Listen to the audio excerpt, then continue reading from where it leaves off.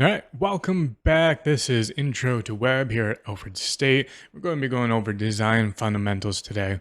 So, one of the takeaways I'm hoping that we're going to have here is your ability to look at a problem and go, okay, yeah, that's actually a visual hierarchy problem. That's a contrast problem, or there's general features and functions that are just not there. So we're going to be spending a little bit of time on this as you get better at implementing some of these things and what weight should go where. Hopefully you'll get a little bit better at this because these fundamentals are, well, exactly what they sound like, fundamentals. So if you get these wrong, it's going to be very difficult to create anything of value. Okay, so web design high-level concepts, okay? Form follows function, all right? Now, you're going to find this in a lot of the design fields, and I have also noticed during my time that a lot of designers forget this once they've been in the field for a while. They end up going to impulsive measures for design-oriented things. This is not particularly awesome because you start hurting the user experience when you do that, when you do things for artistic expression, is what I like to call it. So, design function is primarily determined by human psychology. Okay, this is known as the field of HCI. Now, HCI is a very big field, no doubt. Okay, when we're talking about web development and we're talking about HCI in the same context and the same scope, we're talking about applying human psychology to the interface and how people interact with it. Okay, so generally speaking, content is going to be your most important factor. If you don't have the content, who cares? The second is going to be, is it intuitive? Okay, what is intuitive? We'll get into that here in a second. And then everything else. Okay, so yeah, don't get those priorities mixed up too much. Okay, web design is more about functionality than aesthetics. Yes, that is correct. Let's go back up. That is correct. This follows the first statement I had before. Form follows function. Okay, so this a lot of your new and trendy websites are going away from this because they're just trying to be different. And sometimes just being different is not a good thing. And the analogy I typically use here is that, look, your car has a steering wheel, has four wheels, it has 2 to 4 doors, depending on what you have, right? It has some sort of storage and it has a ability for people to sit. That's your car, okay? And when you start getting into other things, right? And then uh, some of those things that you become accustomed to start to go away. So if you're hyper focusing on, say, a race car, suddenly you don't need storage for 5 people. Suddenly you don't need a trunk. Suddenly you don't need anything but a steering wheel and some wheels and a high power engine. Right? So it just depends on what you're trying to accomplish. But what I've noticed over time is that designers get bored, so they just start doing impulsive things, and then it really hurts the functionality of the website because it's flashy, it looks good, but man, it's hard to use, and we'll get into why that is here in a second. But it gets hard to use. All right.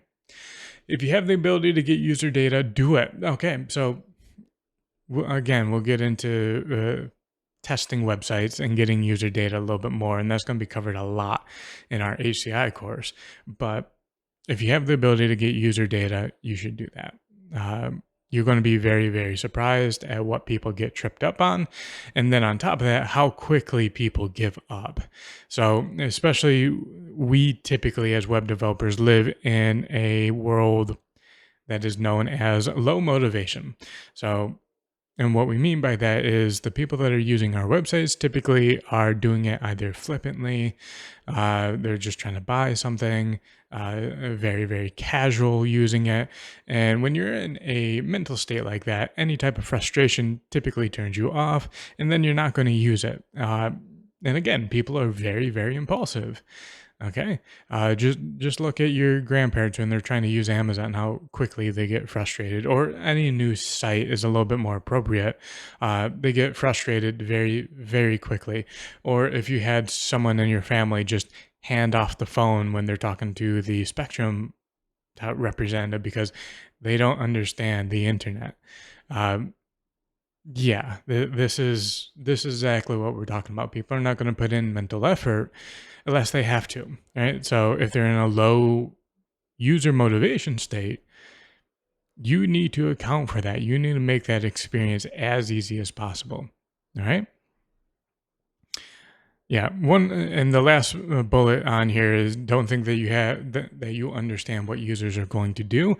I'd also make a second note there of don't assume that you already know what the users want. That is a cardinal sin. Okay. Contrast. So this is the actual basics and fundamentals that we're talking about. And contrast is probably the easiest one to get wrong. Okay. Humans are hypersensitive to contrast. You can change a lot of color data and people are not going to notice. And the only time they're going to notice is when you have it side by side and go, oh, that's the difference. And this is part of the reason why people like think of anyone in your family that goes, well, this TV works perfectly fine. Why would I get a different one?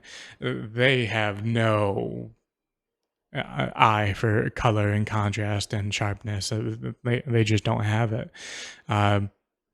Right.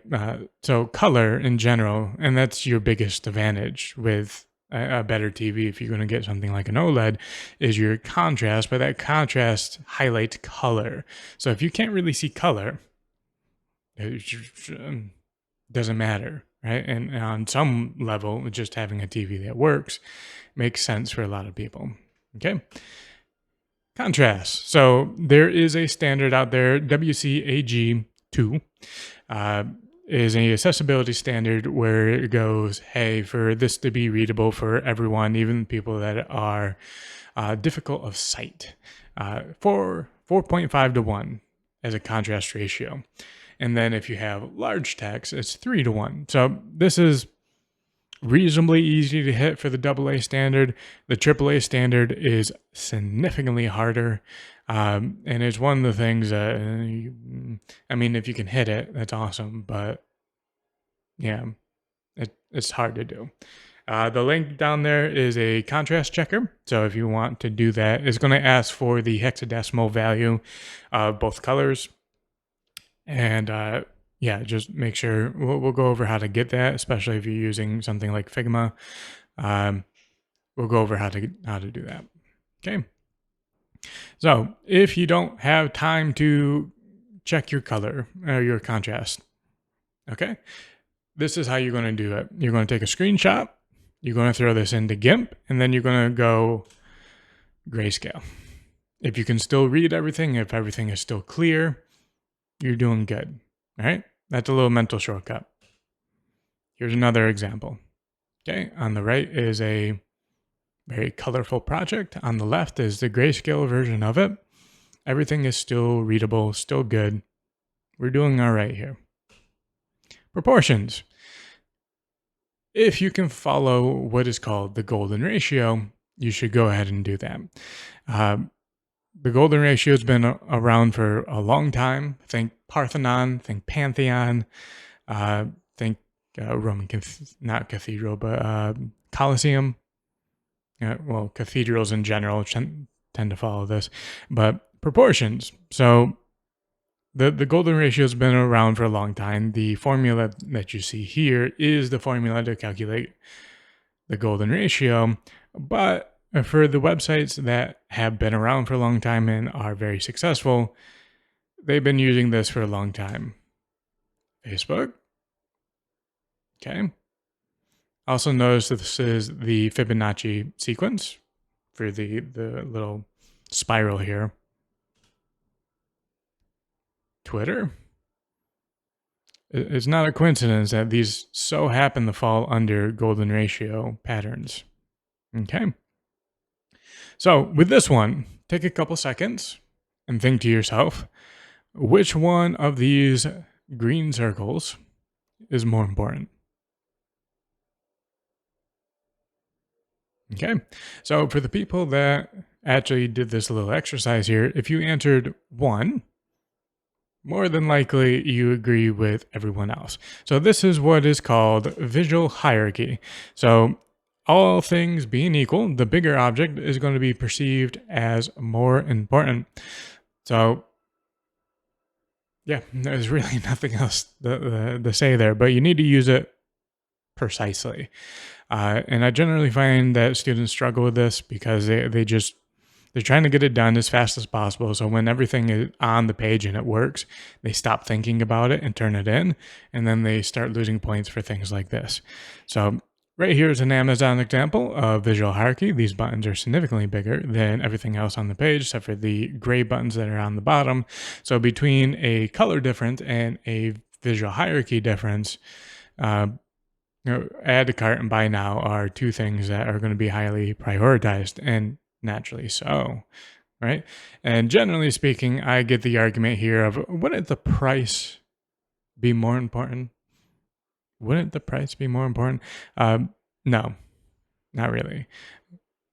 Ask around or just observe. The next time you're with somebody in the grocery store, or you're going through Walmart, or you're just doing something along those lines where they're just casually shopping, look at their actions and see how long they actually spend on the final price or the thing that they're picking up, how much it is.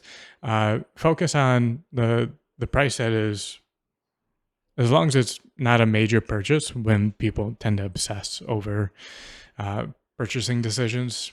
So Walmart's a good example of this, where it's, oh, wow, okay, the difference between this $10 item and this $20 item, the chances that they're going to pick the $20 item, pretty high. Even though it's double the price, are you getting double the value? No, but they're making an impulsive decision, right? They're picking the thing that they like. If they can afford it and they like it, they tend to buy it. It tends to be how people think about these things. And same thing here. They look at the number and go, okay, yeah, I can afford that. Do I want it? Yes, no. If it's yes, they buy it. If no, then no. That's typically the procedure. Okay, so here are some visual hierarchy examples off of the current Alpha State website. 2 are not good. 1 is good. So the first one is good. So number 1, when you start talking about reading and visual hierarchy and how to actually implement these things, you need to think about it from the user's perspective, from just scrolling and casually going over this website. So if they look at the biggest thing and then go away, did it make sense? Does it actually move the needle? So if I just look at number 1 here off to the left, does that move the needle? Number 1, I would say yes. I would argue yes, even though it's SUNY Regional College. And if you actually click on that article, we're actually 6th in that list. But if you filter further and actually put some time and effort in, it would be 1. However, that's a lot of filters.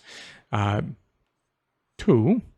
So if we look at this second one over here, and you just stop at 98%, I would argue no.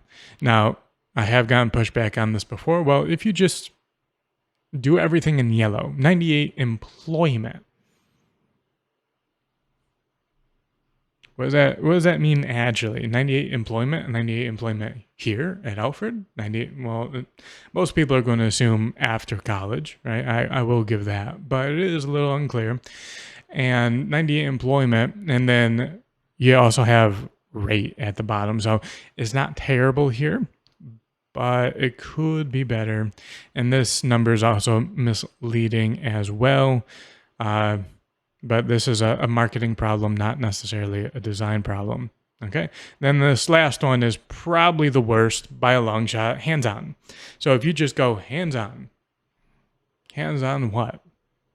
Hands-on equipment, hands-on curriculum, hands-on what? Okay. That's not very clear. Now, and then the picture on top of that makes it less clear. Hands on what? right? Most people don't even know what that is. And then if you look at which looks like SolidWorks, you got top view in ortho. Doesn't show me anything. I can't discern what that is, especially if you've never been in that field. So, yeah, this isn't great. It's not awful, but it's not great. Okay. Same thing here. 80 majors. Doing good there. DUI viewbook.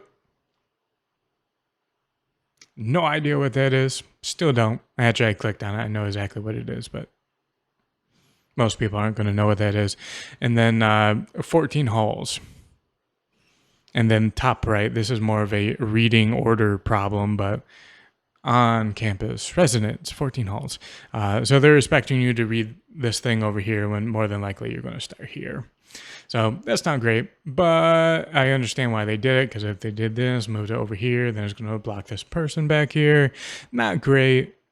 Okay, we definitely want to show our students, but 14 halls. So this could have been, especially if you stop reading there, that could have been campus halls, that could have been residential halls, that could have been anything else that's a hall.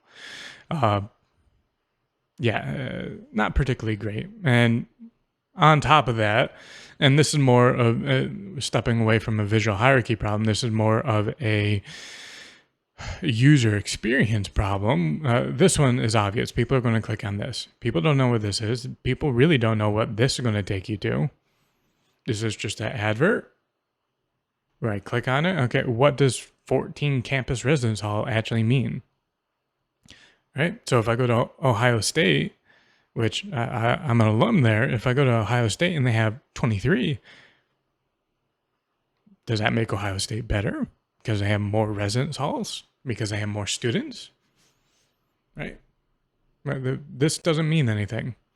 Same thing with, well, this kind of does if you make that logical leap. And this doesn't really mean anything either. Number one, SUNY Regional College. Again, we're stepping away from visual hierarchy here, but this really doesn't mean anything either. SUNY Regional College, the first question you should ask yourself is, okay, define regional. All right, is that just New York? Is that all of New York? Because I doubt it. Because now you're competing with like Stony Brook. Probably not. So that's pretty confusing. You gotta dig into that to figure out what they're talking about. That's probably why they have it there. Okay. All right. Hick's Law. Hick's Law is awesome. This is a logarithmic function that allows us to identify how long it's going to take on average for someone to choose out of a list of options in a menu. Generally, you're going to want to limit those choices as much as possible. Okay. This also runs up against a cognitive issue of abstractions. It is much harder for someone to understand what the abstraction is rather than just having a little bit more precise object in terms of a title and having more of them. So this is a little bit of a judgment call, but if you're measuring just options, Hick's Law is a very good choice. This last bullet here, I do have to point out because people get confused very, very quickly about this.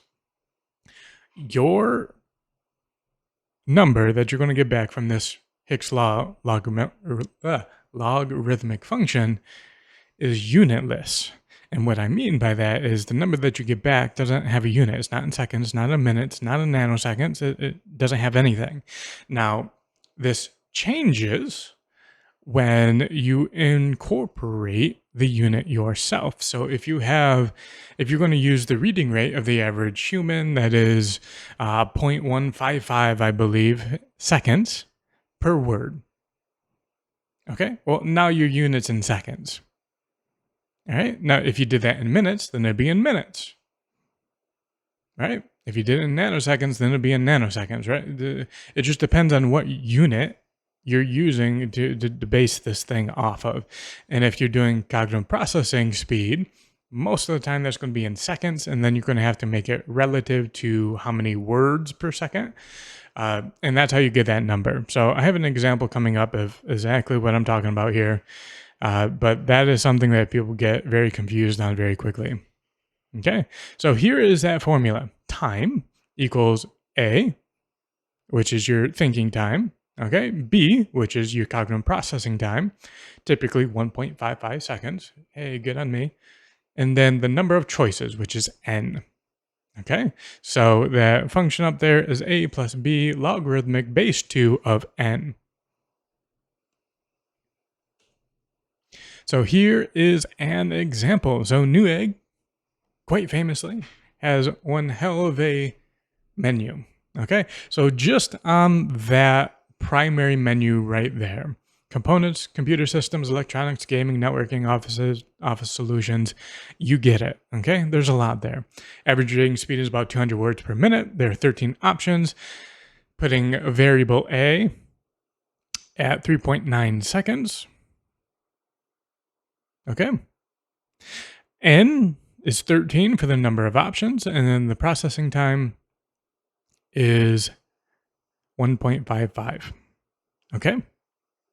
So the time it takes to read, I'm going to read through all my options. And this is what this formula is saying. I'm going to read through all my options. The time it takes for me to decide which one I want is 0.155 times log base 2 13. And that's going to give you 4.47 seconds. Which if that was a 40 time, you should be proud of that. Fitts law. Okay. Fitts law. Fitts law is equally as awesome as Hick's law. Fitts law is used a lot more though. Fitts law is determining how difficult it is to target. It is still a logarithmic function. However, we use it a lot more because there's a lot more physical elements that harms dexterity. All right, so how people are actually using the device. If you're talking about a laptop with a trackpad, if you're talking about a desktop with a mouse, if you're talking about a phone with a touchscreen, they're all different. And we end up using Fitts law quite a bit. Okay, so one example here is going to be if you are a hospital, the chances that your demographic is going to have some sort of ailment is high. Well, higher than the average population. Pretty high, right? So if your average demographic is 65 plus, the chances that they're not going to be able to see very well or have the dexterity with a mouse or anything like that, or even worse, if they have something like Parkinson's or Huntington's, they do not have the same ability as your normal person, right? So Fitts law becomes very important. Okay, so Fitts law is going to highlight two things. It's going to highlight targeting errors, how difficult it is to actually target something. And as a proxy, if this Fitts law number comes back high, like really high, like a 3, the chances that this person is going to recognize that whatever they're doing last is related to the button that they're trying to target is low, very low.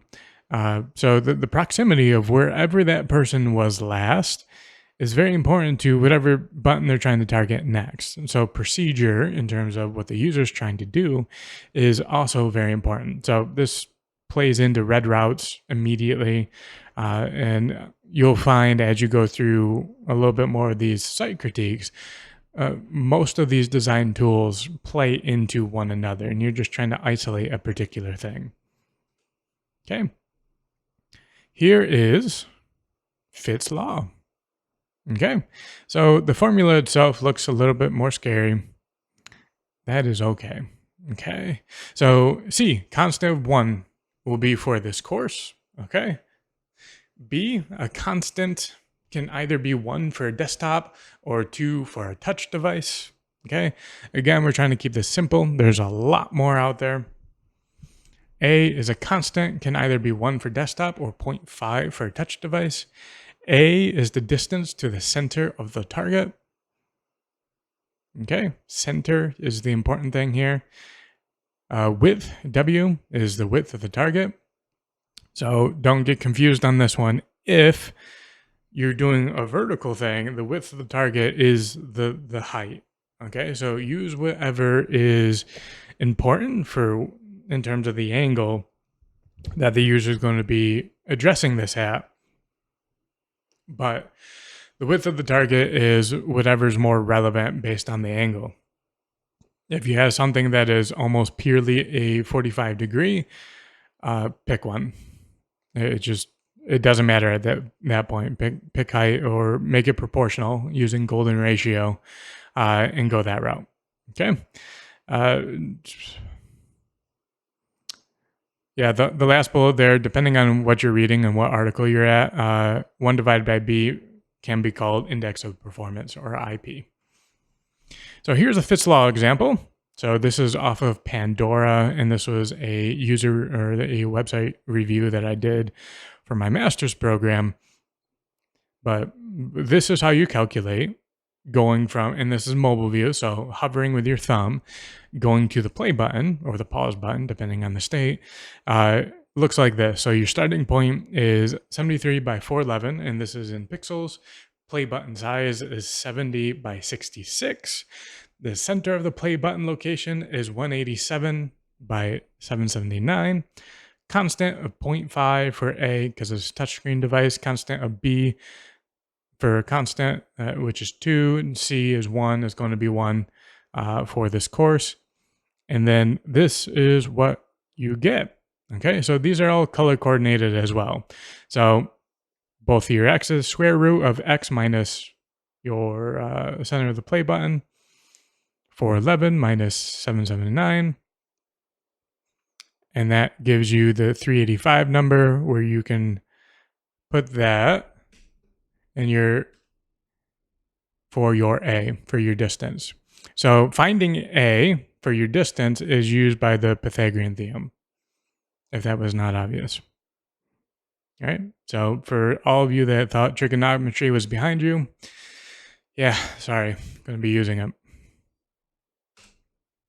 Rule of thirds. So rule of thirds is a photography concept, and it's a very basic one where you're going to put your primary target in one of the third columns. So if you split your image up into thirds, your object should not incorporate more than a third. Typically speaking, unless you have something like this where I have to be in the center of the camera, you're going to want your primary target on the left third or the right third of the image. This is typically perceived as a little bit more interesting. And again, this changes for things like portfolios, in terms of like pictures like this or talking heads, anything like that. So a bunch of YouTube is always in the center. Looks a little odd if you're in the right or left third, but generally speaking, like this dog here, you want that in the left third. And then you have the right third with the ocean, which this is a quite nice image. Okay, color theory basics. Okay, so this is another one where people, after they leave college, they just kind of go by instinct. Not a good choice, but generally speaking, you can split up your colors into 2 sections. You have warm, and then you have your cold. Okay, so your cold colors are going to be your purples and blues. Your warm colors are going to be your orange, yellows, and reds. All right. And the last little note down here, don't mix warm colors with cold environments. So don't have a red and orange background and color scheme when you're trying to do for a ski lodge, where all your pictures are going to be blue and white. Not a good choice there. And that really comes down to what people associate those colors with. All right, so next up is Analogous. Okay, so these color palettes are similar colors, just with different shades.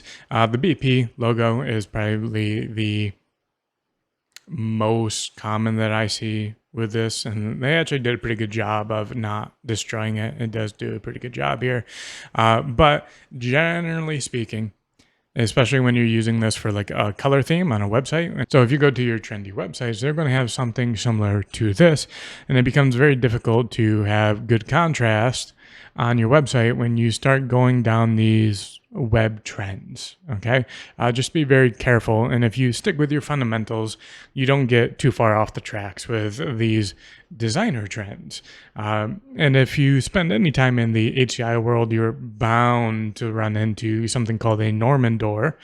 And essentially what these Norman doors are doors that are very, very simple. They let people in and out of a building, but people keep getting them wrong in terms of how to operate them, even though they've been exposed to doors quite literally thousands of times. Why is it that people can't operate a door? And it just comes down to these overly trendy, design-oriented doors are not usable, and people get confused on something that is aesthetically pleasing versus something that is usable. And we have a lot of old designers, in terms of graphic designers, in the field of HCI, or at least that's what they claim. They claim to be HCI experts when they came from graphic design, and they're doing things like this, where yes, it is aesthetically pleasing. It is almost impossible to use. Very different things, okay? So we here at Alfred State are trying to address that problem thoroughly. We're going to give you the tools to be able to look at a website and go, yeah, this is aesthetically pleasing, and it doesn't perform very well from a usability standpoint with this, and this metric, right? That's what we're trying to accomplish here. Complementary stuff is everywhere. Why? Because of good contrast. And these colors tend to go together, orange and blue. How many high schools have orange and blue? How many high schools have red and white, or black and red? How many schools have, or our school in particular, blue and yellow, Michigan, or across the street with Alfred University, which would be purple and yellow? Okay, right? The high contrast colors tend to go together very well. And then something like Christmas, which is red and green, well, yeah, that's a complementary color. There's a reason why Christmas has that color scheme. Okay? Okay, so your tricolor schemes. These are really good for logos because you don't necessarily need as much contrast to recognize the shape, because this Burger King logo, no one's actually reading the Burger King. They're just seeing the logo. It's an image at that point. And a little side note here, most people, when they're reading, they're not actually reading, they're skimming. And by skimming, I mean they're just identifying images. And you can see this when people are reading something and they go, hey, here's this, that, and the other thing. And then they get stonewalled by a word where they actually have to stop and read it. Reading is actually hard. What people are doing is just recognizing images.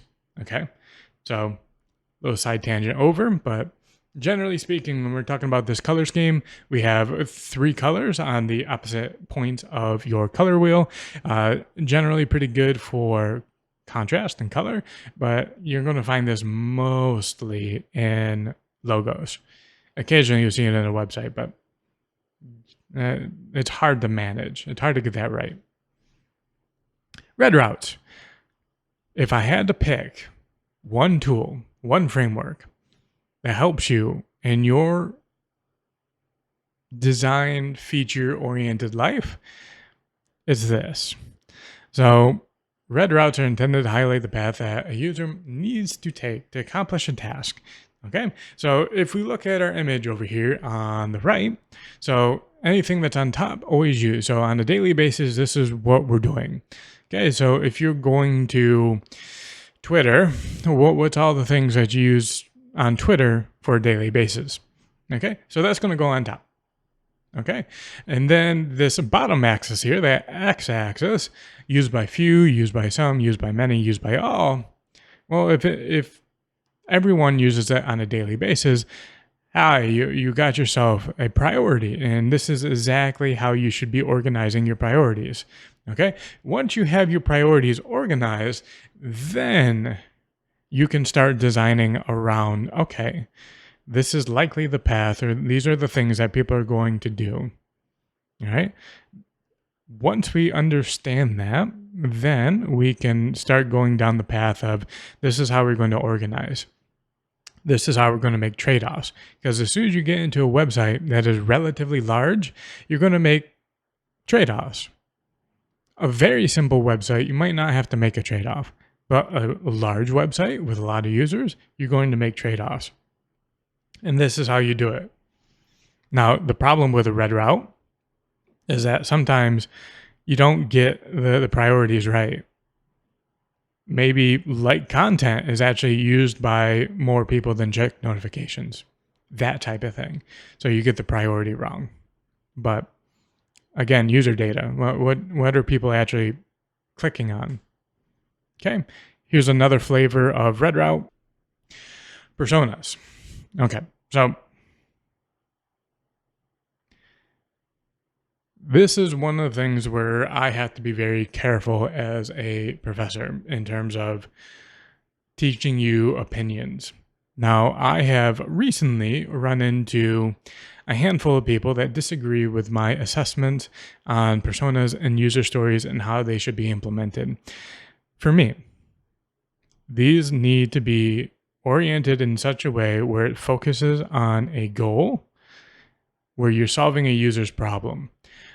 You will, I promise, run into a lot of people that think that demographic data matters, that birthday matters, that the username matters in a persona. I disagree with them because it doesn't help you solve a goal.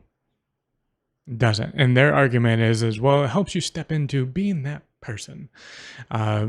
Which again, that's a theory of mind problem. But a lot of designers get lost in that world of going, okay, yeah, it helps me step into being that person. That's great. But if you have no even like adjacent experience to what their problem is, the chances that you're going to be able to accurately step into that person's persona is very unlikely. Okay, so it is far better to be trying to solve a problem than trying to step into someone's state of mind. Now, sometimes you have to step into that state of mind to accurately identify a problem, but I think this is backwards. Problems present themselves. They don't. You don't discover problems; they present themselves. You solve the problems that are presented, and I think this is the fundamental disagreement between me and my colleagues with personas. Problems present themselves. You know what problems are there. You're not going to discover anything new. You're not that. Yeah, I don't know what else to say to that. So be aware that you're going to run into a bunch of things like that. For this course, I expect your personas to be in the realm of solving a problem. Okay, so these are poor personas. I would like to get this armchair redone for my fiance. It would mean a lot to her. Okay. The reason why both of these are poor is because this persona is telling you what the problem is. This is not really what we're going for here. What we're going for here is something much like this. Here's a condition. This is my fiance's late grandmother's rocking chair. She always talks about her memories with this. Okay, so this is something much closer to people's motivations. Okay, this is better. Still not perfect. I could probably go through a couple more iterations on this, but better, definitely better. Okay, the second one, this table has been in our family for generations. Holiday dinners has taken its toll on it over the years. Okay, and again, motivation, I'm identifying the motivation. This persona isn't telling me what the problem is. So again, we're solving a problem here. And this is where I would disagree with my colleagues, where they go, no, Sean is 28 and he lives in, Colorado Springs and like all those other demographic things that just don't matter. Okay. And then design challenges. I think this is very important for a persona because if we're trying to solve a problem, we need to highlight the challenge of solving that problem. Yeah, I have a fundamental disagreement with my colleagues on this. So keep that in mind for this course. If you find a better articulation of what persona should be used for, go ahead and present it, because I could easily change on a dime if someone presents me a better way of thinking about this problem. Okay, so this is what I'm talking about in terms of normal persona stuff. So if you just hop online, this is what you're going to find: about 25 to 34. It's a big range for Kyla. All right. I don't know what medium high tech proficiency means. Seems like a conflict to me. And this is kind of what I mean about these personas where, okay, great, it's there. What does it mean? Event attendant attributes.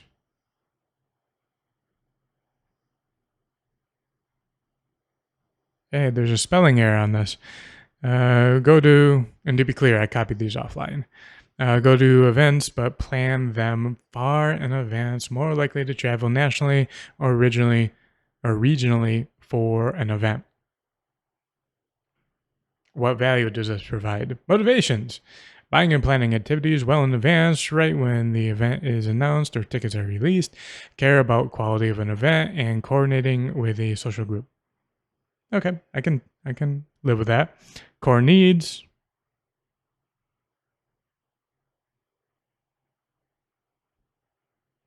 Okay, yeah, that's valuable. Pain points.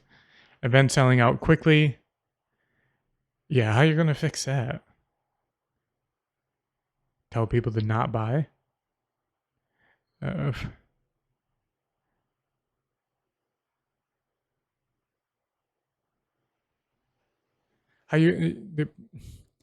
This is the problem with the personas when you just get them offline, okay? Especially this pain point here. Event selling out quickly, finding events that fits everyone's budget and schedule when planning for a group. Okay, so you can solve part of that problem. You can create software where everyone logs in and says, this is my available time. And then you can cross-reference that to things that are in the area or whatever you're trying to do. But you're going to have a very, very hard time convincing other people to not buy something if they want to buy it. So if you're trying to solve the events are selling out quickly, what are you going to do about that? Unless you're just going to produce more tickets. But that's silly. Silly. Moving on. Okay, Nerdy Nina. Let's go over Nerdy Nina.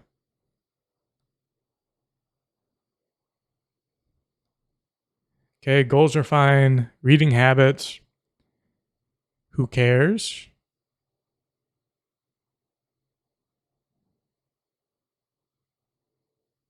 Yeah, I'm reading through these. Yeah, this falls under who cares. Why does this matter? The entire text section is pointless.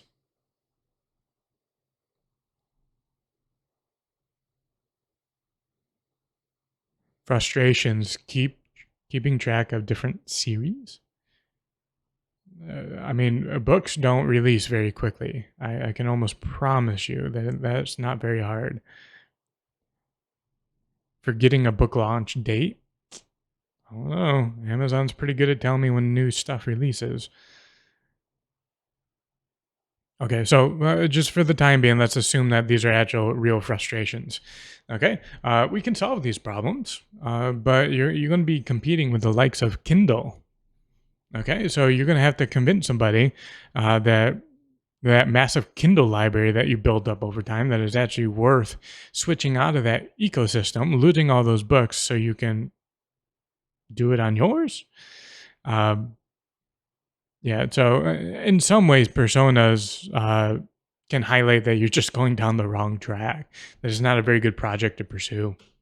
Okay, so rant out of the way. So there's your design fundamentals. If we need more tools going through the semester, we can cover those. And then we'll be going over how to use Figma a little bit in this course. I'm not going to hold your hand and go through absolutely everything, but if you know how to use a rectangle and a line, you're going to be okay. All right. So with that said, that's all I got for this one. I will see you guys in the next presentation. Later.